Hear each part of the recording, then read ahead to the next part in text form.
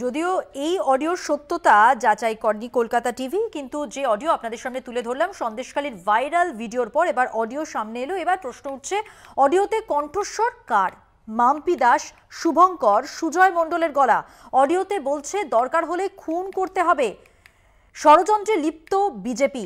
রেখা পাত্রের গালের দাগ ছিল, এই দাগ নাটকীয়ভাবে তৈরি করা। বিস্ফোরক দাবি করেছেন কে? সন্দেশখালীর তৃণমূল বিধায়ক। কি বলেছেন তিনি, শুনুন। আজকে একটা অডিও ক্লিপস দেখতে পেলাম যেখানে শুভঙ্কর, সুজয় মাস্টার এবং যে মাম্পি অ্যারেস্ট হয়েছিল সেই মাম্পির সঙ্গে কথা বলছে এবং তাতে বলছে এখানে দরকার হলে খুনও করতে হবে। সন্দেশখালী বিজেপি রাজনৈতিক জমি দখলের জন্য কতটা নিজ ষড়যন্ত্রে লিপ্ত হতে পারে এই অডিও ক্লিপ প্রমাণ করছে। দ্বিতীয় কথা হচ্ছে, সন্দেশখালী যে আন্দোলন ছিল সেই আন্দোলনের মুখ ছিল রেখা পাত্র। যে রেখা পাত্রের মুখে গালে দাগ ছিল সেই দাগটাও নাকি নাটকীয়ভাবে তৈরি করা। তাহলে এখানে যে আন্দোলন হয়েছিল, নারী নির্যাতন ছিল না, এই অডিও ক্লিপে প্রমাণ হচ্ছে। পরিষ্কার এই অডিও বার্তায় আমরা দেখতে পেলাম যে সন্দেশখালীর তৃণমূল কংগ্রেসকে পরাজিত করার জন্য শুভঙ্কর বলছে, তার দাদা বলছে, দাদার নির্দেশ, দাদার কথা, দাদা আদেশ করছেন যে এখানে খুনও করতে হতে পারে, খুন করে ফেলো। এই এরকম জঘন্য নিজ ষড়যন্ত্রে বিজেপি লিপ্ত হতে পারে এই অডিও ক্লিপটা প্রমাণ করছে। এবং এই অডিও ক্লিপ থেকে আমরা বুঝতে পারলাম সন্দেশখালী এর আগে যে অডিও ভিডিও ভাইরাল হয়েছিল গঙ্গাধর কয়াল পার্ট 1 পার্ট 2 সেটা সত্য, কারণ এখানে নারী নির্যাতন হয়নি। আমার প্রশ্ন হচ্ছে, কে দাদা? এই দাদাকে প্রকাশ্যে নিয়ে আসে হোক। সন্দেশখালীর তৃণমূল বিধায়ক সুকুমার মাহাতো তার যে দাবি, এই রেকর্ডিং এ যে মহিলা কণ্ঠস্বর শোনা যাচ্ছে তা স্থানীয় বিজেপি নেত্রী মাম্পি ওরফে পিয়ালি দাসের। ভিডিওর পর অডিও ক্লিপ যেখানে শোনা যাচ্ছে রেখা পাত্রের মুখের দাগ সংক্রান্ত কথাবার্তা রয়েছে, পাশাপাশি দরকারে কলা গাছ কেটে ফেলেছেন দাদা, এমন নানা কিছু উঠে আসছে। এবং এই অডিও ক্লিপেই কিন্তু রয়েছে বিজেপি রাজ্য সভাপতি সুকান্ত মজুমদারের নামও। যদিও সন্দেশখালীর তৃণমূল বিধায়ক সুকুমার মাহাতো যা দাবি করেছেন আপনাদের সামনে তুলে ধরলাম, পাশাপাশি শুভঙ্কর এবং সুজয় মাস্টার বলে আরো দুজনের নাম উল্লেখ করেছেন সুকুমার মাহাতো। সব মিলিয়ে এবার ভাইরাল ভিডিওর পর অডিও সামনে এলো সন্দেশখালীকে নিয়ে। সন্দেশখালী বারবার শিরোনামে 5ই জানুয়ারির পর থেকে এখনো অবধি কিন্তু সন্দেশখালীর নাম খবরের সঙ্গে একেবারে ওতপ্রোতভাবে জড়িয়ে রয়েছে। প্রত্যেক ক্ষেত্রেই কিছু না কিছু গুরুত্বপূর্ণ তথ্য উঠে আসছে এই সন্দেশখালীকে কেন্দ্র করে।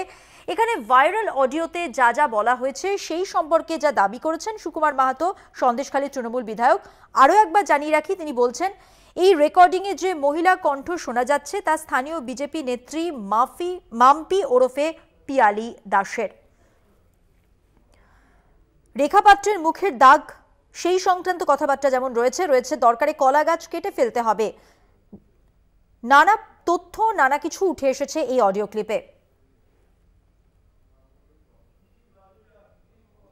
বিজেপি মুখপাত্র শিশির বাজোরিয়া এই মুহূর্তে আমাদের সঙ্গে টেলিফোন লাইনে রয়েছেন। শিশির বাবু, সন্দেশখালীর ভাইরাল ভিডিও তো আমরা দেখেছি, এবার সামনে এলো অডিও এবং যেখানে যে সমস্ত কণ্ঠস্বর শোনা যাচ্ছে বা বলুন যা যা তথ্য উঠে আসছে সেখানে উল্লেখযোগ্য হলো রেখা পাত্রের মুখের দাগ, সেই সংক্রান্ত কথা যেমন রয়েছে, দরকারে কলা গাছের মতো কেটে ফেলতে হবে এই কথাও বলা হচ্ছে। এবং জানিয়ে রাখি আপনাকে, সন্দেশখালীর বিধায়ক সুকুমার মাহাতো তিনি বলছেন এই রেকর্ডিংয়ে যে মহিলা কণ্ঠস্বর রয়েছে তা স্থানীয় বিজেপি নেত্রী মাম্পি ওরফে পিয়ালি দাসের। সব মিলিয়ে আপনার প্রতিক্রিয়া জানবো।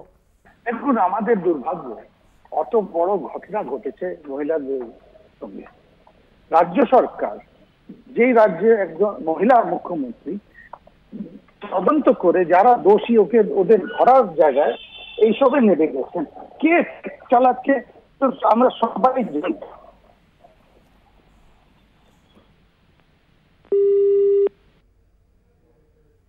কোনো কারণে যোগাযোগ বিচ্ছিন্ন। আপনাদের জানিয়ে রাখি, আমরা কথা বলছিলাম বিজেপি মুখপাত্র শিশির বাজোরিয়ার সঙ্গে, তার প্রতিক্রিয়া অবশ্যই নেব পরবর্তী সময়।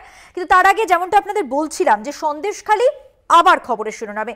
হয়তো সন্দেশখালী খবরের শিরোনাম থেকে যায়নি এমনটা বললেই ভালো, তার কারণ ভিডিও ভাইরাল হয়েছে। যে ভাইরাল ভিডিও আমরা পরপর দেখেছি এই নির্বাচনের আবহেই, এবার ভাইরাল অডিও যার সামনে এলো, যেখানে আবার বলছি আপনাদের রেখা পাত্রের মুখের দাগ নিয়ে কথা উঠেছে। পাশাপাশি দরকারে কলা গাছের মতো কেটে ফেলতে হবে এই অ্যাডভাইসও করা হচ্ছে। আমরা দেখেছি সেই অডিওতে শোনা যাচ্ছে এমনই কথা, এবং পাশাপাশি বিজেপির রাজ্য সভাপতি সুকান্ত মজুমদার, তার নামও উঠে এসেছে এই অডিও ক্লিপে। শিশির বাজোরিয়া বিজেপির মুখপাত্র, এই মুহূর্তে তার সঙ্গে আমরা আবার যোগাযোগ করতে পেরেছি, কথা বলবো তার সঙ্গে। শিশিরবাবু, যে প্রসঙ্গে ছিলেন আপনি। দেখুন, পুরো আমি যেটা বললাম আবার বলছি দর্শকদের জন্য, আজকে যে ঘটনা ঘটলো, পশ্চিমবঙ্গ সরকার তদন্ত না করে এইসব ফেকে চলে গেছে, ফেক ভিডিও, ফেক অডিও এইসব তৈরি করার। এটা পুরোপুরি আমি বলবো পশ্চিমবঙ্গ সরকার, পুলিশ, তৃণমূল পার্টি সব একসঙ্গে জড়িত আছেন।